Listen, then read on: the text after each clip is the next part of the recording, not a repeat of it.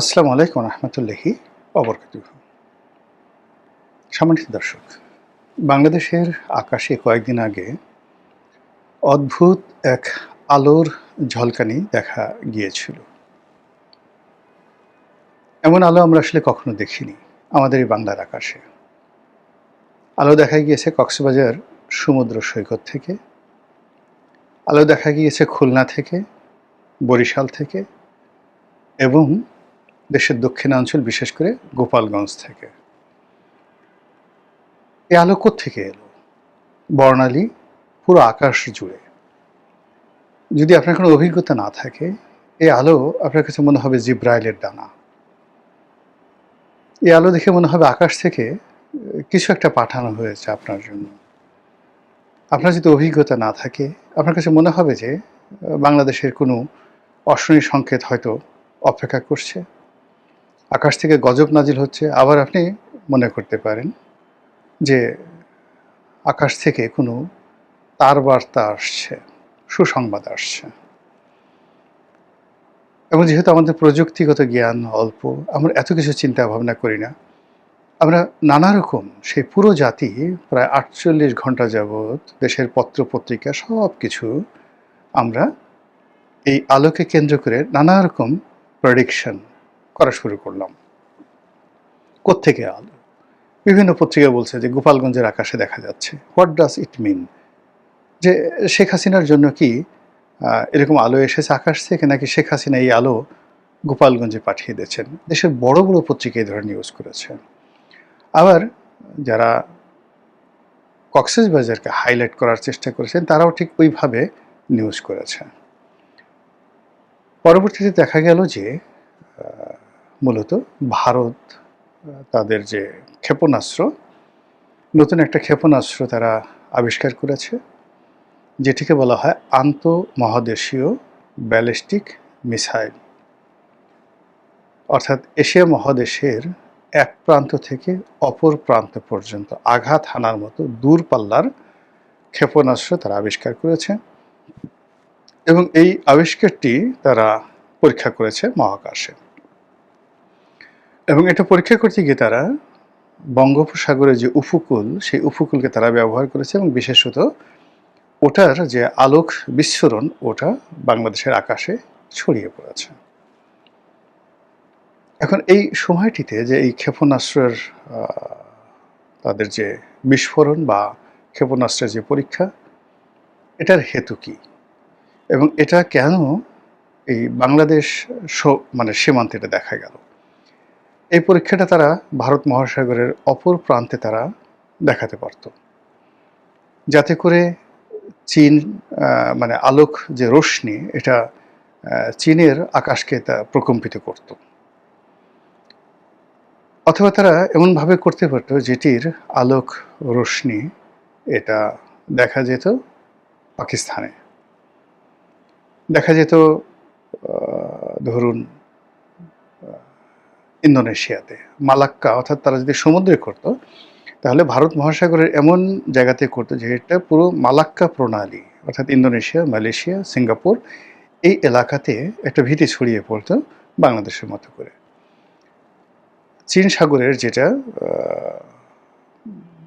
South China C, দক্ষিণ চীন সাগর, উত্তর চীন সাগর, এই দুটো চীন সাগর ভারত মহাসাগরের সাথে যে সংযোগ রয়েছে, এখানে তারা অনায়াসে তাদের সেই ক্ষেপণাস্ত্রের যে পরীক্ষার আলো ওখানে ছড়িয়ে দিতে পারত।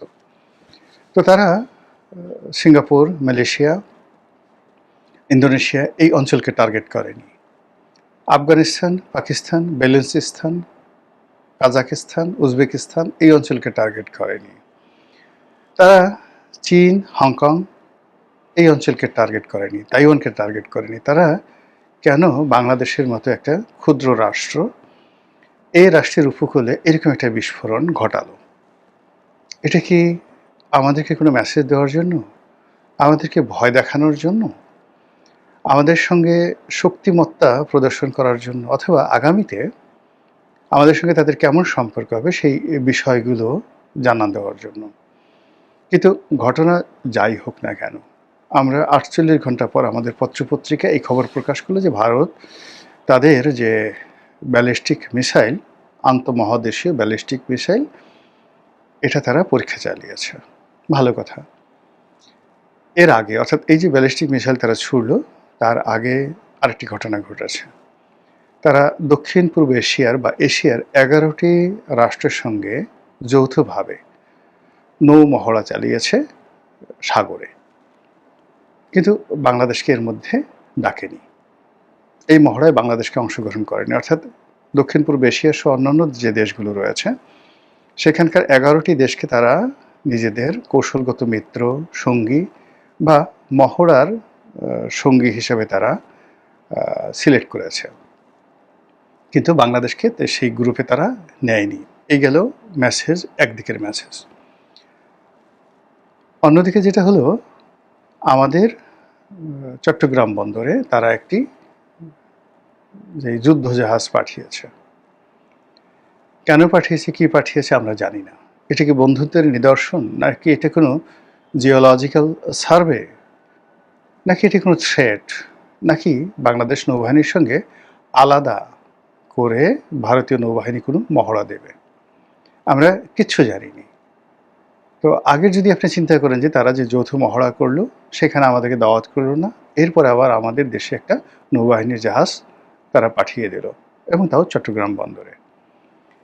এরপর সেই যে বাংলাদেশের আকাশে দেখা যেতে পারে, এইভাবে তারা ব্যালিস্টিক মিসাইলের পরীক্ষা চালালো। এরপরে যদি আপনি চিন্তা করেন যে আসামে যে বিজেপির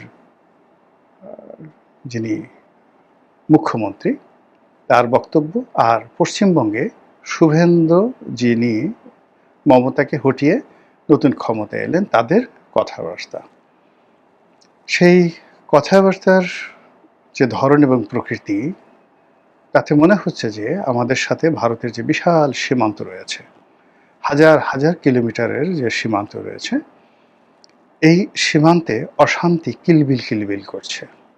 আর এই অশান্তির মধ্যেই খবর দেখলাম, এটা গতকালের খবর, একটি সীমান্তে তারা দুজন বাংলাদেশিকে গুলি করে মেরে ফেলেছে ভারতীয় বিএসএফ, এবং তারা গর্ব করে বুক ফুলিয়ে বলছে তারা কি কারণে এই গুলি চালিয়েছে। যখন বিএনপি ক্ষমতায় এলো, আমরা বেশ আশ্বস্ত হয়েছিলাম।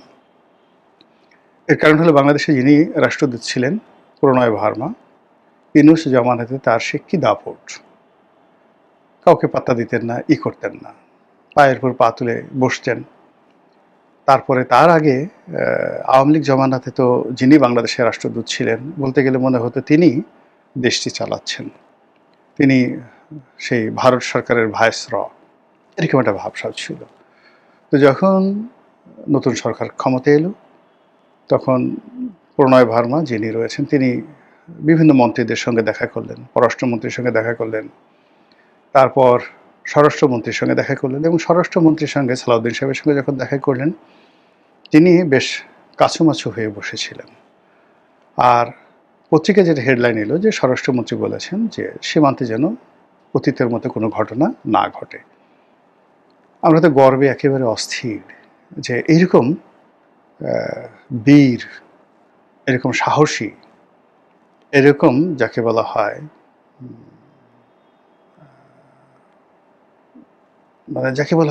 মানে এরকম স্বরাষ্ট্রমন্ত্রী, আমি কি বলবো, মানে কোনো বিশেষণ খুঁজে পাচ্ছি না। ব্যতিক্রমধর্মী একজন স্বরাষ্ট্রমন্ত্রী, যিনি ইতিহাসে প্রথম ভারতীয় রাষ্ট্রদূতকে নির্দেশনা দিলেন যে আমি যেন আর ভবিষ্যতে এরকম কোনো ঘটনা সীমান্তে না দেখি। তা আমরা সবাই হৈ হৈ করে বলে উঠলাম যে না, এইবার এটা বাঘের বাচ্চা, এবার একটা বাপের বেটা মন্ত্রণালয়ের দায়িত্ব পেয়েছে, এখন আর ভারতে এই কর্ম করতে সাহস পাবে না। কিন্তু এই গত কয়েক দিনে সীমান্তে যে সকল ঘটনা ঘটছে, একটার পর একটা ঘটনা ঘটছে, এটি কোনো অবস্থাতেই সরকারের জন্য, আমাদের জন্য স্বস্তিদায়ক নয়। আপনারা যারা পররাষ্ট্র মন্ত্রণালয়ের খবরাখবর জানেন, তারা জানেন যে পররাষ্ট্রমন্ত্রী তিনি দিল্লি সফরে গেছেন, এবং সেখান থেকে আসলে কার্যত খালি হাতে ফিরেছেন। তারপর দিল্লি থেকে ফিরে তিনি আবার বেজিং সফরে গিয়েছেন, আবার বেজিং থেকে ফিরে তিনি আমেরিকাতে গিয়েছেন। ফলে পররাষ্ট্র মন্ত্রণালয়ে যে কি হচ্ছে, আমাদের পররাষ্ট্র নীতির যে গতি এটি কোন দিকে? ভারত এই মুহূর্তে আমাদের সঙ্গে কি করছে? আমেরিকা আমাদেরকে এই মুহূর্তে কিভাবে ট্রিট করছে? বা বেইজিং বাংলাদেশের ব্যাপারে কি সিদ্ধান্ত নিয়েছে? এই সমস্ত বিষয় নিয়ে যখন আমরা চিন্তিত, ঠিক সেই সময় পাকিস্তানের যিনি স্বরাষ্ট্রমন্ত্রী, নজিরবিহীনভাবে তিনি বাংলাদেশে এলেন। পাকিস্তানের স্বরাষ্ট্রমন্ত্রীর সঙ্গে আমাদের কোনো কাজ নেই, বরং বাণিজ্য মন্ত্রীর সঙ্গে কাজ থাকতে পারে, অর্থমন্ত্রীর সঙ্গে কাজ থাকতে পারে, পররাষ্ট্রমন্ত্রীর সঙ্গে কাজ থাকতে পারে, কিন্তু স্বরাষ্ট্রমন্ত্রীর সঙ্গে আমাদের কি কাজ পাকিস্তানের? তিনি এলেন, আর তিনি এসে যে চুক্তি করলেন সেটি হলো চোরাচালান বন্ধ, মাদক পাকিস্তানের সাথে বাংলাদেশের সাথে যেন মাদক বিনিময় না হয়। তো এখন পাকিস্তানের সঙ্গে আমরা কীভাবে মাদক বিনিময় করব, কি করব, মানে এই জিনিসগুলো নিয়ে ভীষণ রকম আলোচনা হচ্ছে। বাংলাদেশের সঙ্গে পাকিস্তানের অনেকগুলো অমীমাংসিত বিষয় রয়েছে। আমাদের এখানে আটকে পড়া পাকিস্তানিরা আছেন, বিহারিরা আছেন, আবার ওখানেও লক্ষ লক্ষ বাঙালি আটকা পড়ে আছেন পাকিস্তানে। এর বাইরে আমরা যখন 1971 সনে আলাদা হয়ে গেলাম, তখন আমাদের যে প্রাপ্য ছিল তাদের কাছে অনেক টাকা পাওনা ছিল ওই আমলে। এটা সম্ভবত তখন $8 বিলিয়ন ছিল, যেটি এখন বাড়তে বাড়তে সুদে আসলে বর্তমান জমানাতে এটি 200 বিলিয়ন, 200 বিলিয়ন মার্কিন ডলারে পরিণত হয়েছে আমাদের হিস্সা, যেটি পাকিস্তান কোনো কথা বলছে না, বা পাকিস্তান এখন বিক্রি করলে $200 বিলিয়ন হবে না। তো এই সকল বিষয় নিয়ে আলাপ নাই, আলোচনা নাই, কিন্তু পাকিস্তানের সঙ্গে আমাদের সমঝোতার স্মারক হচ্ছে। আর এসব ঘটনার মধ্যেই আকাশে সেই ক্ষেপণাস্ত্রের আলো দেখা যাচ্ছে। এটা কি অশনির সংকেত, নাকি কোনো মঙ্গলের বার্তা?